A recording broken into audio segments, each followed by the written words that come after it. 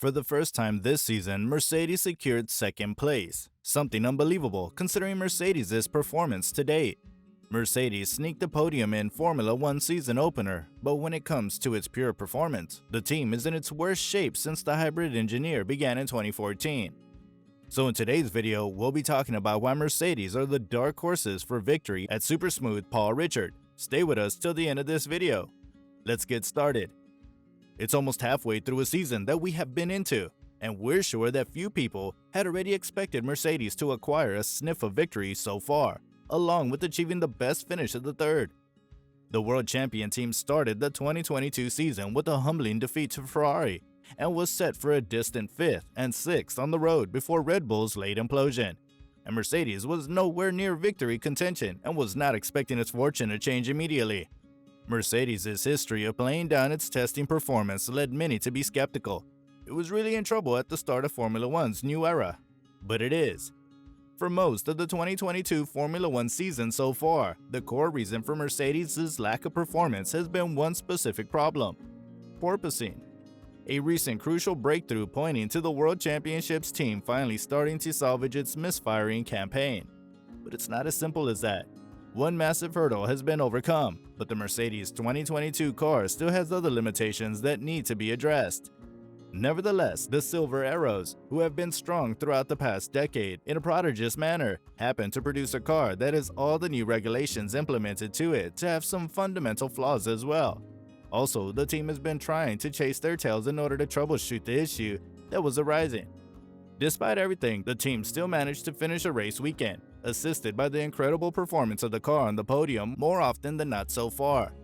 The 7 podium finishes from 11 races include the third finishing in the last 4 Grand Prix, which can be compared with the Red Bull with 14 podiums and Ferrari with 11 podiums. All of these pretty much happened due to a disrupted season for the title contenders. Ferrari, as well as Red Bull, had multiple DNFs, which means that a typical battle for 5th turns into a podium battle, which makes the automobile Mercedes profitable. If truth is said, Mercedes have been choosing the exact podiums they wanted, largely because of their brand recognition and an untarnished legacy. But whether their track record has been deserving of it all, this is the big question. After getting on top of its proposing problem in Spain, it was a big setback for Mercedes to be instantly hammered by the impossible bad bouncing once again in Monaco. Rather than being an aerodynamic phenomenon and the reoccurrence of the cause of its nightmare early races, the W13 simply couldn't handle the bumps in the Monte Carlo speed.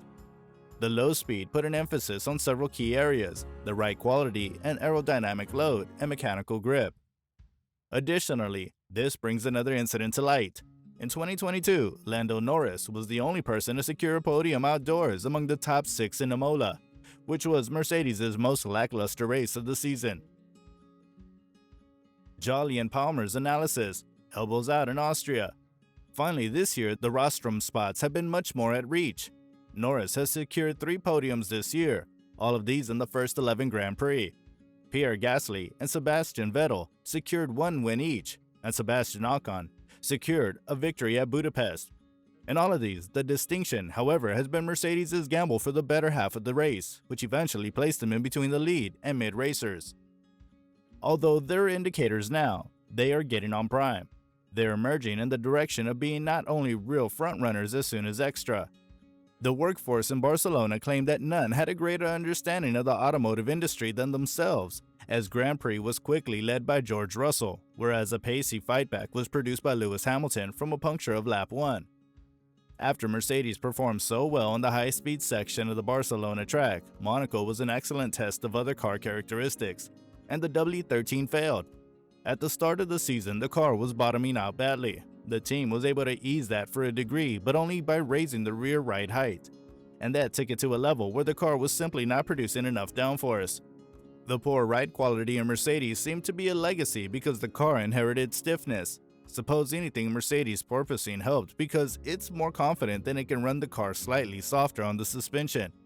But this clearly wasn't enough in Monaco, which hints at whether the inherent stiffness of the suspension or the lack of travel in the current design, or possibly both.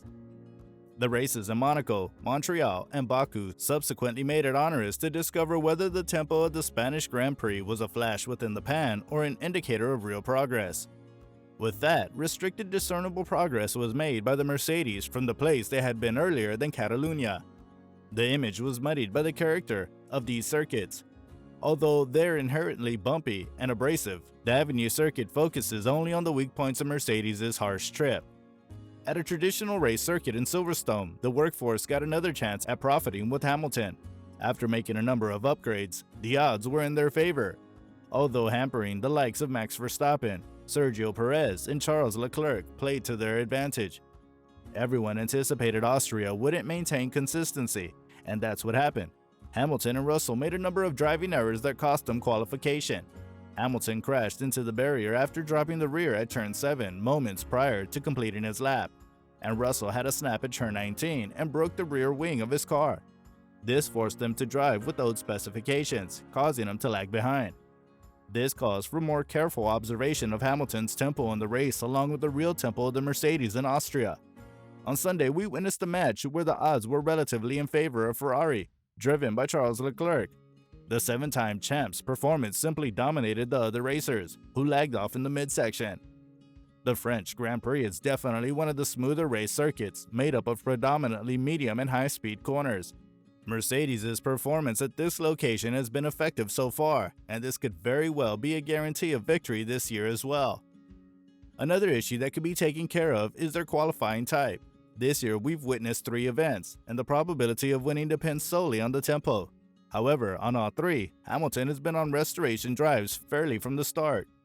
Russell was the focus in Spain, whereas here, Hamilton went head-to-head with Kevin Magnussen for first lap contact, the former appearing to be slightly quicker. At Silverstone, on the other hand, Lewis was fast, but Mercedes couldn't deliver a solid performance, as they needed a restart after a superb initial launch. This caused Hamilton to go down to the 6th position the second time briefly. Meanwhile, Russell had retired after the incident in the first lap. Once more in Austria, Russell dominated all other racers in the first lap, but sadly, Hamilton's crash and subsequent slow sprint cost him a lot at the Grand Prix entrance. Until now, the race tempo for Mercedes has been above standard compared to the qualifying standards. If a win is to be secured in France, Mercedes has to maneuver an extra lap tempo to come at par with the racers in front. Having an equal race tempo with the leaders is alright, but then one has to be wary of conceding positions, as that can cost in the long run. This has recently happened for Mercedes quite a number of times. This car shudders from porpoising more than any other car on the grid. It's so bad that Lewis Hamilton termed it as undrivable and ended up in an argument with Toto Wolff after being called out by his team for designing a terrible car. The bouncing is so bad that George Russell has complained of back pains and chest pains after driving it for a whole weekend.